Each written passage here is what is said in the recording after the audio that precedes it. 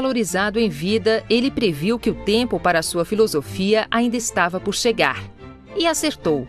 Friedrich Nietzsche é hoje um dos filósofos mais citados, seja em salas de aula ou em obras literárias.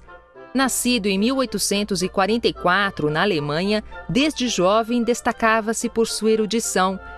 Influenciado pelos pensamentos de Schopenhauer e pela amizade com o compositor Wagner, Nietzsche escreveu a obra-prima Assim Falou Zaratustra, que mescla literatura e filosofia. Em 1889, em uma rua de Turim, ao ver um homem batendo em um cavalo, sofreu um colapso e perdeu o equilíbrio mental até a sua morte em 1900. É dele a frase "Deus está morto". Deus está morto. Primeiro, Paulo, eu gostaria que você contextualizasse essa afirmação. Bem, de fato, Deus está morto, né? Deus já morreu faz tempo e o problema é que a gente esqueceu de enterrar. O que o Nietzsche está dizendo com isso? Ele está dizendo a seguinte coisa: as pessoas não são tão crédulas quanto elas se dizem. Deus não comanda mais a vida como comandava a vida nos tempos medievais. Nós não perguntamos para Deus mais muita coisa.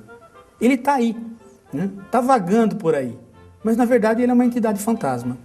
Ou seja, o Nietzsche não está pregando o ateísmo, ele está constatando a perda da força da religiosidade, mas não a perda da força da religião.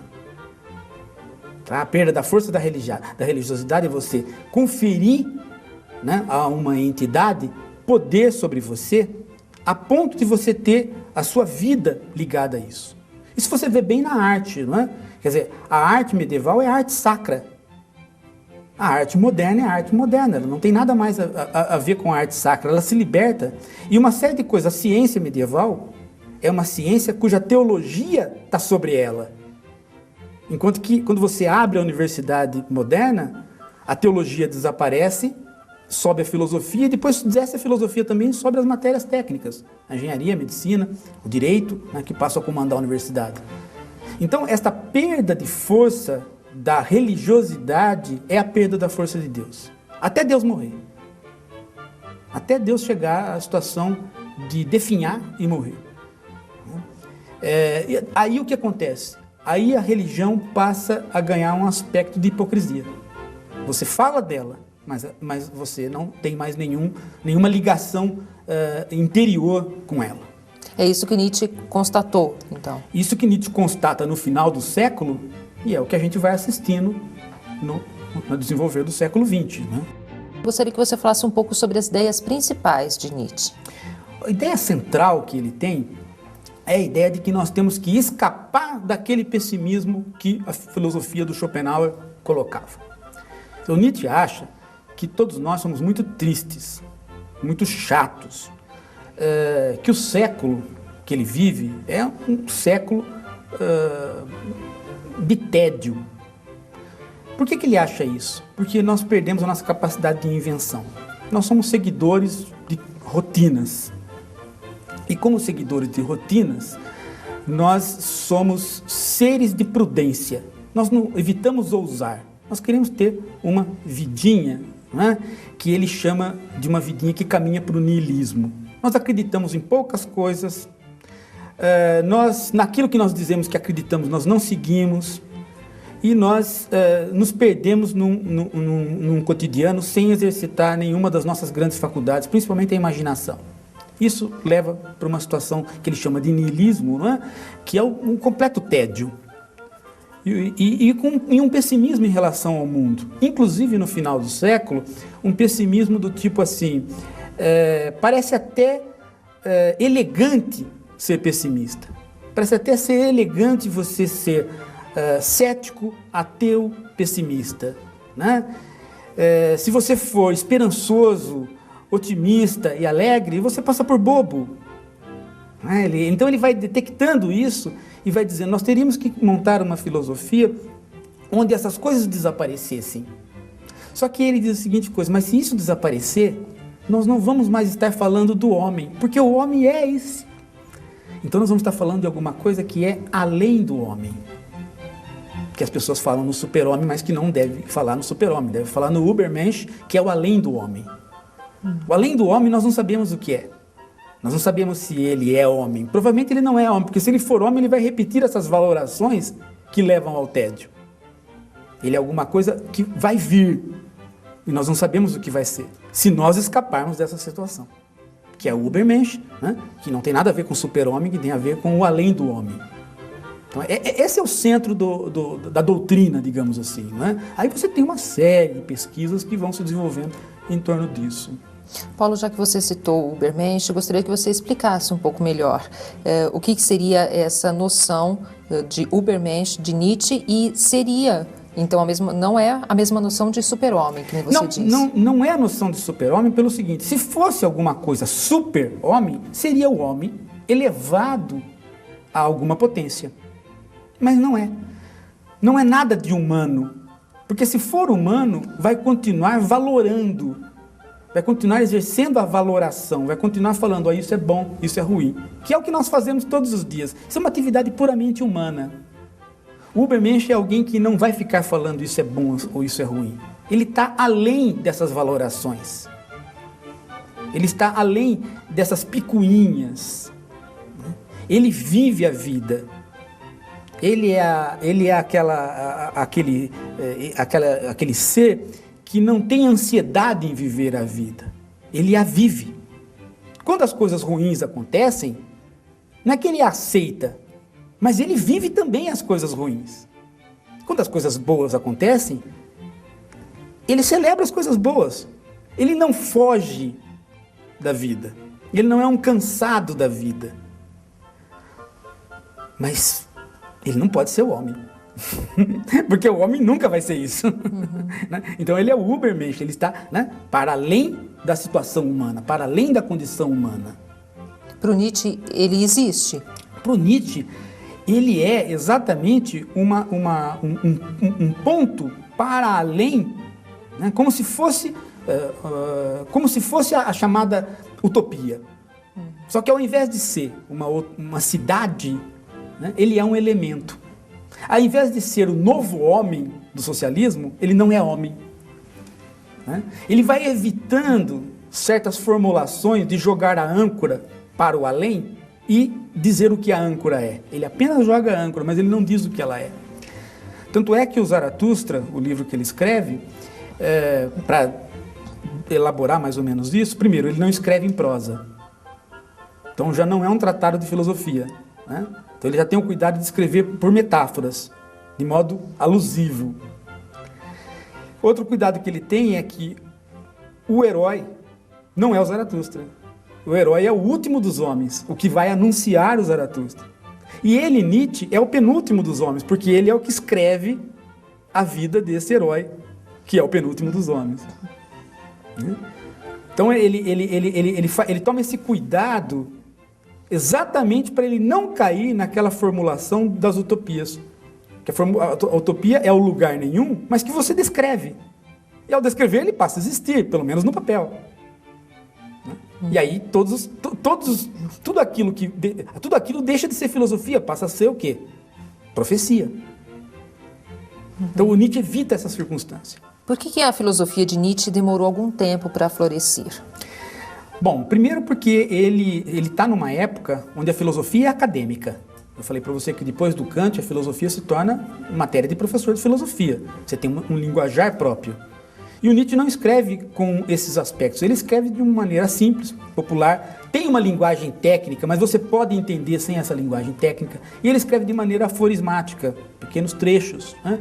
Então, tudo isso tira o aspecto, digamos assim, formal, acadêmico, que a filosofia já havia recebido no final do século XIX. Né? Os filósofos já estavam sendo professores de filosofia. O Nietzsche, apesar de ser professor de filosofia, ou melhor, de filologia, ele escreve de uma maneira literária. Então, durante um certo tempo, as pessoas tomam aquilo como um moralista francês, um tipo de um moralista francês, aqueles caras que escrevem aforismos morais, né? Como se fosse um tipo de literatura. Depois as pessoas começam a perceber que aquilo tem uma organização. tem uma organização e tem uma proposta filosófica e de combate filosófico aos outros filósofos. Mas isso demora um tempo. Né? Demora, inclusive, um tempo para você distinguir também o que é do Nietzsche e o que é da irmã do Nietzsche, que pegou as obras e falsificou. Né? Conta essa história pra gente, por favor. A irmã do Nietzsche era uma figura que a gente chamaria aí de o filisteu da cultura. Né? Aquela figura que quer estar em todos os eventos culturais da Alemanha ali do período. É aquela figura que compra muito livro, mas nunca vai abrir nenhum. Tem uma biblioteca enorme, mas né, não vai abrir nenhum. Uma figura que está em todos os lançamentos e tal. Ela percebe que no popular, né, sem contextualizar, tomando frases isoladas, a filosofia do Nietzsche pode abrir caminhos para ela no poder político que está emergindo, que é o nazismo. Então, o que ela faz? Ela vai recortando o trabalho, o Nietzsche está doente, né? Ele fica 10 anos doente, aos cuidados dela, ela vai recortando o trabalho e montando, né, de uma maneira que ela possa apresentar aquilo para o poder. E ela vai ganhando poder, ela entrega a bengala do Nietzsche para o próprio Hitler, né, de modo que ela vai chegando aí a se aproximar do staff que vai governar a Alemanha logo em seguida. Né? Essa destituição do papel desse tipo de falsificação na obra do Nietzsche só ocorre no meio do século XX, inclusive pelo trabalho de 2 italianos, marxistas inclusive, o Colle e o Montinari, que fazem a obra crítica do Nietzsche. Vai lendo tudo e vai vendo o estilo, vai montando, vai reconstruindo a obra para nós termos a obra crítica que nós temos hoje. Né? Paulo, Nietzsche é um filósofo da moda. Muitos o leem, o entendem com facilidade e logo tiram as suas conclusões. Alguns acham, por exemplo, suas frases conservadoras. Outros dizem que ele era contra as mulheres. O que isso tem de verdade? Esse é o grande problema de filosofias que possuem 2 tipos, que você pode fazer dupla linguagem. Né? Que você tem uma linguagem popular que você imagina que entende. Não, realmente, está aqui, né? Fácil. Gostei desse filósofo, é muito fácil. Né? Então, o Nietzsche tem isso. Ele escreve de maneira literária, ele escreve de uma maneira gostosa, né? Ele é muito habilidoso para frases que te ganham, né? E então você acredita que está entendendo. Mas esse entendimento de frase por frase, ou de aforismo por aforismo, é o pior entendimento. Você pega um aforismo, por exemplo, no caso das mulheres. Ele faz uma série de 10 aforismos falando das mulheres. Todos eles, tomados separadamente, são altamente conservadores, né? São inclusive antifeministas. Agora, o que você não entende é que esses aforismos você tem que ler dentro do contexto da obra. Qual é o contexto da obra? O contexto da obra é que a mulher, para o Nietzsche, não é a mulher, é um tipo de fraco. Do mesmo jeito que é o doente, do mesmo jeito que é o servo, do mesmo jeito que é o escravo, do mesmo jeito que é a ovelha. É uma tipologia que ele faz. Ele não está falando de seres concretos, nem ele está falando de grupos sociais, nem ele está falando de classes sociais. Ele está simplesmente falando de tipos. Então, quando ele diz, por exemplo, ele fala assim, que ele fala que a pior coisa é a mulher e a mulher doente, a mulher velha e doente. Isso é uma desgraça, né? Mas por que a mulher velha e doente é uma desgraça? Porque não é a mulher velha e doente, nenhuma das mulheres velhas e doentes das quais a gente pode se penalizar, mas é porque ali está a figura, né? Ali está o tipo que morde você para que você tenha pena. Então o problema aí é a denúncia psicológica da pena. Nós sabemos perfeitamente que você se tornar vítima é uma maneira de destruir o outro. Se você se põe como vítima na frente do outro, você enfraquece o outro. Então é isso que o Nietzsche está analisando. Mas só que no contexto da obra ele tem que encontrar um tipo que crie essa situação. Então ele inventa o tipo. E ele usa a mulher para isso. E no caso ele usa a mulher, mas a horas ele usa o servo, a horas ele usa o escravo, a horas ele usa o judeu diante do romano. Né? O judeu que tem a piedade, o romano que não tem o cultivo da piedade. Então é uma grande tipologia. E você tem que pensar nisso com uma grande psicologia, tipos psicológicos para poder contar o enredo da psicologia que ele está criando. normalmente a psicologia da corrupção, ou seja, de você se colocar como fraco para enfraquecer o outro. Você ser a vítima, né? Que é uma psicologia que ele enaltece muito, porque ele diz que essa é a psicologia que toma os tempos modernos. Ela é hegemônica nos tempos modernos. Todo mundo que se coloca na situação de vítima, né, tem vantagens, adquire vantagens, né? E isso é uma tendência da modernidade, ele diz. E é, né? E é. Nós sabemos que a modernidade é exatamente uma época de condescendência para com as faltas. Cada vez mais nós vamos diminuindo as penas, né? Cada vez mais nós vamos diminuindo o sofrimento físico. E se nós pudermos, nós vamos diminuir o sofrimento físico também dos animais. Há uma tendência, né, de nós caminharmos num sentido de criarmos um mundo onde os fracos possam viver, né? O Nietzsche diz, esse tipo de psicologia, e não as pessoas, mas esse tipo de psicologia é uma psicologia corruptora. Ela vai criando niilismo, ela vai criando pessoas que vão se aproveitando disso. Então ela vai criando pessoas que vão ampliando esse tipo de psicologia.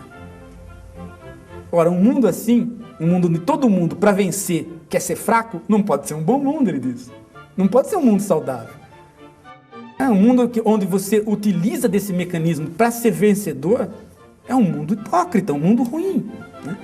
Então essa tipologia que ele faz, né, nós não devemos tomar como sendo uma análise sociológica